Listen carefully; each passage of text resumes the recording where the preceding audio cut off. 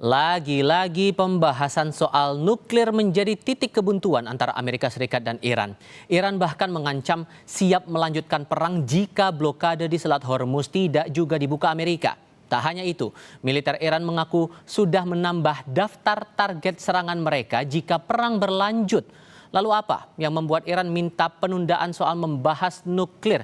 Kami akan diskusikan ini bersama dengan para narasumber. Bergabung di studio untuk saat ini, mantan Atas Pertahanan Republik Indonesia di Iran, Maijen Purnawirawan Budi Pramono. Pak Budi, selamat datang Bapak, apa kabar? Baik Mas, apa kabar? Kabar baik, terima kasih semua sudah bergabung. Dan di sambungan dalam jaringan, bergabung juga bersama kami praktisi sekaligus pengajar hubungan internasional dari Synergy Policies, Dina Prapto Raharja. Mbak Dina, apa kabar Mbak? Kabar baik, selamat sore Mas Tifal, Pak Budi. Terima kasih juga sudah bergabung bersama kami kali ini. Mbak Dina, selama kita menyimak perang ini, Iran mengaku tidak ada ngutik-ngutik soal nuklir. Tapi giliran untuk pembahasan soal nuklir dalam perundingan berikutnya, Iran ogah-ogahan. Ini menghindar demi apa sebetulnya Mbak Dina?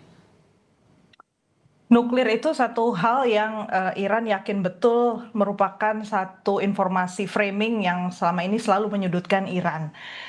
Kita sebenarnya ingat ya, satu orang di Amerika Serikat, pejabat tinggi Amerika Serikat, Tulsi Gabbard, pernah bilang bahwa Iran sebenarnya masih jauh itu dari punya senjata nuklir.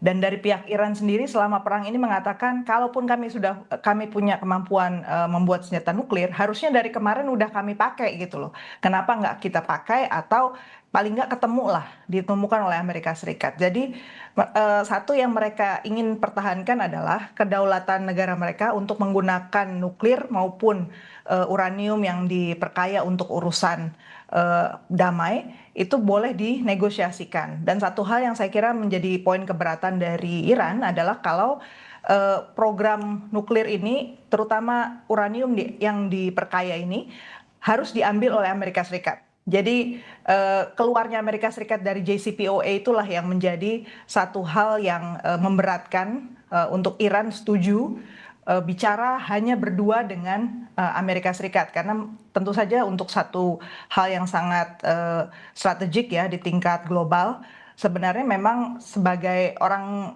independen juga saya melihatnya gak mungkin juga lah diserahkan hanya pada Amerika Serikat. Karena itu satu hal yang sangat berbahaya tentunya jika satu negara keluar dari perjanjian multilateral kemudian mau mengambil alih senjata nuklir atau potensi membangun senjata nuklir dari negara lain dengan alasan itu mengambil uranium dari Iran. Gitu. Jadi memang itu satu hal yang nggak bisa dibilateralkan gitu antara Amerika Serikat dengan Iran. Okay. Makanya kemudian Iran beralih ke isu Hormuz dulu karena Hormuz itulah yang selama ini berhasil membuat Amerika Serikat belum masuk atau gagal untuk mempenetrasi Iran sampai ke dalam. Oke, karena pengalaman Anda Pak Budi pernah bertugas di Iran, tak membaca Iran konteksnya tidak mau membahas soal nuklir itu sebetulnya apa Pak? Apa yang coba sebetulnya dihindari dari Iran kalau membahas soal nuklir? Ya, kembali ke trisulanya Iran Mas. Trisulanya Iran itu nuklir, the power projection of Shia, sama energy security, minyak dalam hal ini. Jadi kalau menurut saya nuklir ini adalah salah satu dari core of the core dari apa yang namanya the best leverage dari Iran. Iran tidak akan duduk di atas meja kemudian dia tahu benar bahwa apabila dia membahas nuklir ini adalah titik kematian dia. Nah, ini orang Sun Tzu banget. Jadi jangan sampai kita melepaskan keunggulan kita sebelum kita seyakin-yakinnya bahwa menang. Nah, itu Sun Tzu banget. Nah, kemudian ketika Mas nanya nuklir, saya jadi teringat bagaimana Rahbar saat itu menyatakan ini adalah dosa-dosa Amerika yang telah membunuh bapak saya, anak saya, istri saya. Dan di situ dia mention bahwa dan juga telah membunuh ahli-ahli nuklir, orang-orang ahli membuat persenjataan. Itu kan disebutkan oleh Mustafa bahwa ini adalah dosa-dosa Amerika. Kemudian dia kalau seandainya Amerika masih juga stubborn seperti itu atau katakanlah tidak nurut sama kita, itu kan disampaikan sama dia bahwa saya akan mengundang Rusia dan Cina untuk tinggal di tempat saya, untuk membangun home base di tempat saya. Dan kalau toh itu memang masih seperti itu Amerika, saya juga punya nuklir. Nah, apa artinya? kembali lagi ini adalah core of the core. Nah, kalau misalnya Mas menanyakan kenapa sih kok sepertinya nuklir, ini kan hanya urutan dari konsesi aja Mas. Ya. Sebetulnya berbanding terbalik dan semuanya punya nilai strategis. Kalau Amerika ingin paket besar, ya kan, ini paket besar ini maunya Iran, ya kita selesaikan satu persatu lah. Ibaratnya dipretelin satu persatu, diselesaikan dulu blokadenya, diselesaikan Hormuznya, baru talk about nuklir. Tapi kalau di sisi lainnya Pak, pernyataan dari juru bicara militer Iran sampai bilang juga perang belum berakhir, bahkan ada kemungkinan untuk meluas tambah daftar targetnya mereka itu. Kalau Anda menangkap ini daftar targetnya mau menyasar siapa lagi Iran ini? Mas, that's what you call it psychological warfare. Nah, apapun yang dikatakan oleh kedua baik pihak musuh atau pihak lawan dan dua-duanya belligerent ini, itu haknya dia.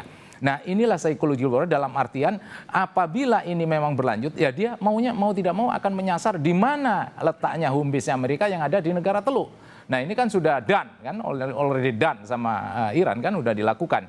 Dan ini kalau misalnya Mas tanyakan mana yang akan diserang dan memang ini targetnya Iran, dan Iran pun siap dengan multi front dan proksinya dia, baik Hizbullah yang diletakkan di Lebanon maupun ini Houthi yang ada di Yaman dan milisi Irak yang ada di Irak dalam hal ini. Nah, satu hal lagi Mbak, saat nuklir juga coba untuk jangan diungkit-ungkit dalam perundingan berikutnya. Soal Selat Hormuz ini juga menarik untuk dicermati karena dari Menlu AS sempat bilang juga bahwa Hormuz itu diibaratkan sebagai senjata nuklir ekonomi buat Iran. Nah, selama momen saling blokade menutup akses ini, efek ekonomi apa yang terasa buat Iran sampai akhirnya mereka tetap melancarkan hal semacam itu? Tapi jawabnya nanti, kita jeda dulu ya. Tetap di Kompas TV.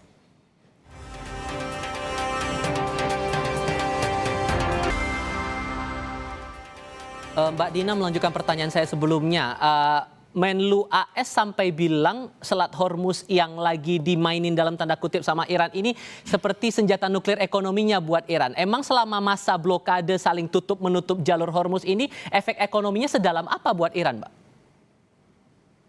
Sebenarnya gini, istilah bom lah ya, yang di Selat Hormuz ini kan menarik ya. Ini satu frame yang terus dipakai dan karena memang laku gitu ya, sangat sticky gitu, sangat lengket pada Iran. Satu perjuangan Iran yang menurut saya paling berat dalam isu perang antara Amerika Serikat dengan Iran ini adalah bahwa Iran itu di-frame sebagai negara yang jahat, negara yang selalu punya niat buruk mengembangkan terorisme, negara yang mendanai hal-hal yang dilarang, ilegal, dan seterusnya. Karena 40 tahun dia kan sebenarnya diblokade untuk tidak melakukan aktivitas apapun. Dan Indonesia dengan Iran pun, nanti Bapak bisa cerita ya, kita punya hubungan diplomatik dengan Iran juga sebenarnya dengan berbagai macam cara kita tetap berusaha untuk meningkatkan hubungan bilateral, mengembangkan ekonomi, walaupun kita tahu secara internasional Iran itu diisolasi.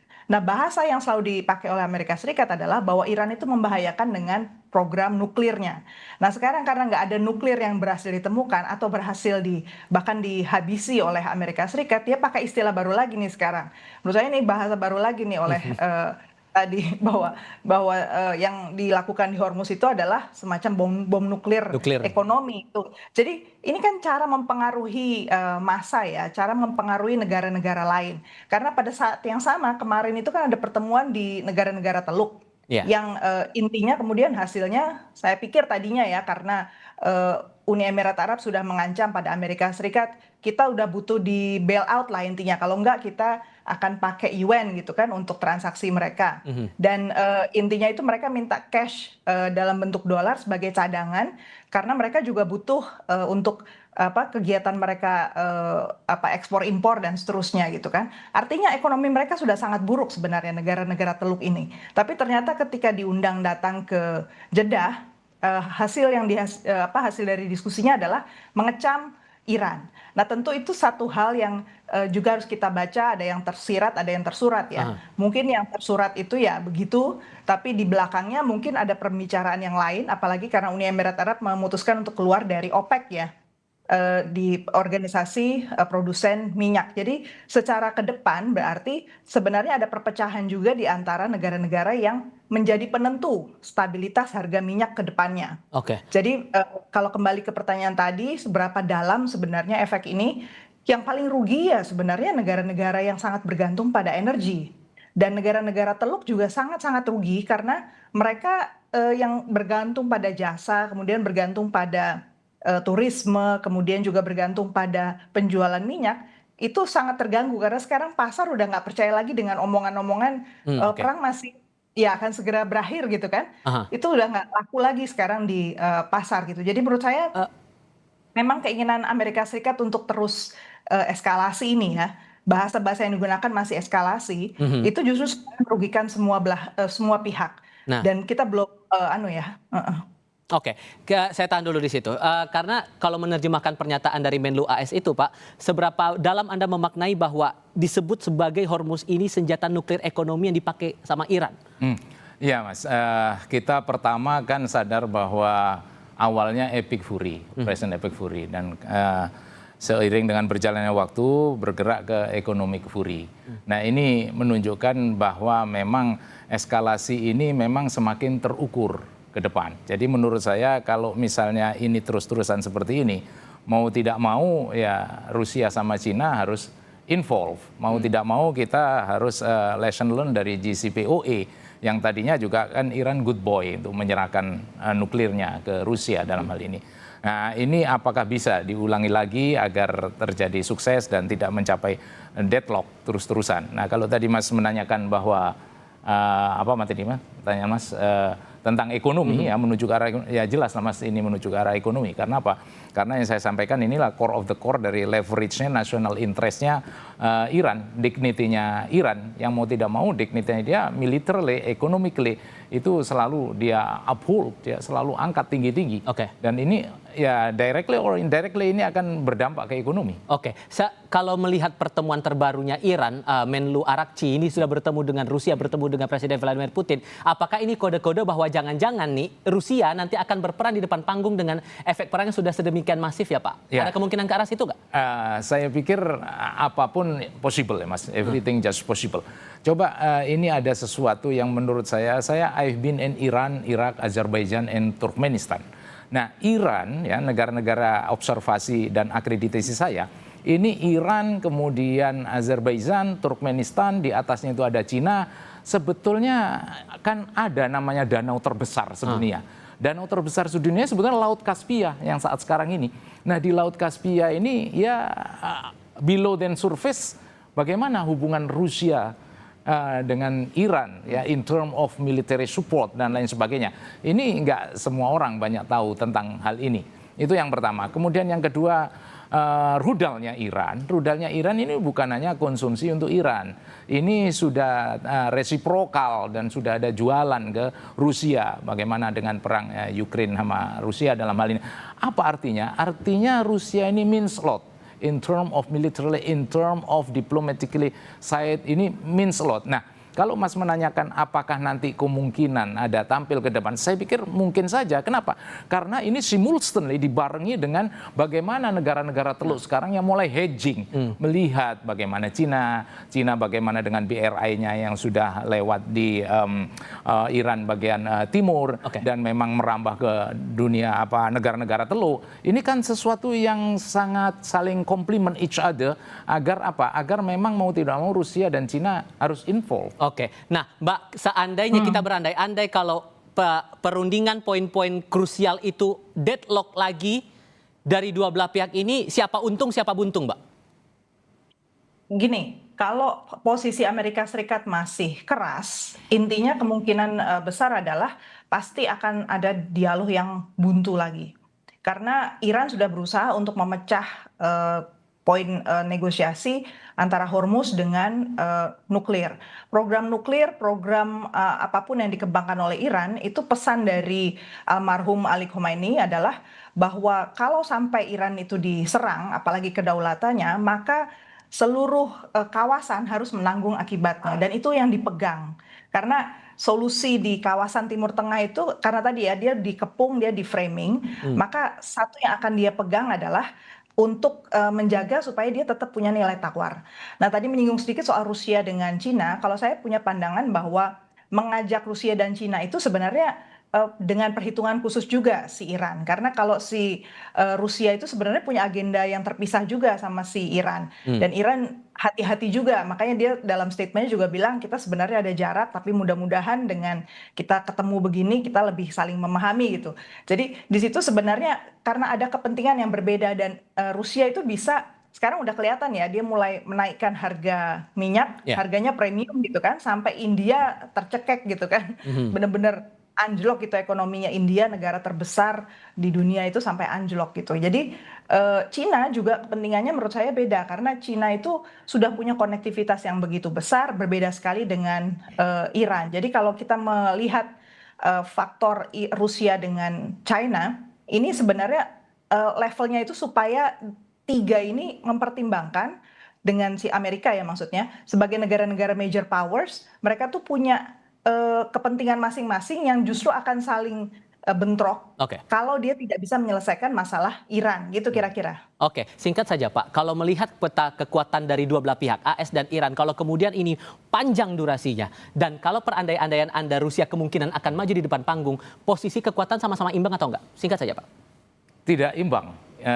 Siapa paling mencolok? Tidak imbang kalau kita bicara conventional warfare. Karena bagaimanapun juga Iran yang sudah diembargo 40 tahun, dia tidak akan bisa menyamai konvensional. Tapi kita harus tahu dan sadar bahwa yang namanya Iran, dia tidak menginginkan kemenangan conventional warfare. Dia hanya menginginkan bahwa dia diperhitungkan. Dia hanya menginginkan bahwa dengan Swamputnya dia, dengan Takafarannya dia, dengan Nohednya dia, dengan Hormuznya dia punya leverage. Itu saja, dia tidak akan ingin memenangkan konvensional. Tapi dia hanya mampu dan bisa dan akan dia capai apa? Membuat costly.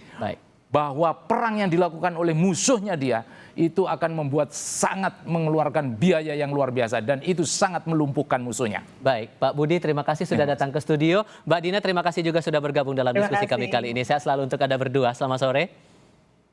Dan kami akan segera kembali saudara, tetap di Kompas TV.